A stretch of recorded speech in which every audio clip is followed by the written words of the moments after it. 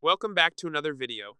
In today's video, I'll show you how to deploy a v0-Generated app to Vercel in one click. We're using three free tools: Vercel for hosting, Supabase for your SQL database, and v0, the AI that builds your app.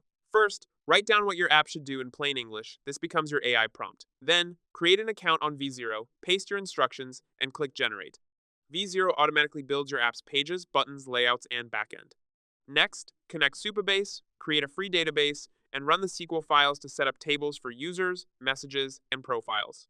You can tell the AI to fix anything it builds incorrectly. Finally, click Publish and optionally connect your domain. Your full app is live on the internet. The result is a clean, modern, fully responsive app where users can sign up, log in, chat in real time, and update their profiles, with all data stored in Supabase and an admin dashboard tracking users and activity, all created in minutes using AI. That's it. If you found this video helpful, don't forget to like and subscribe.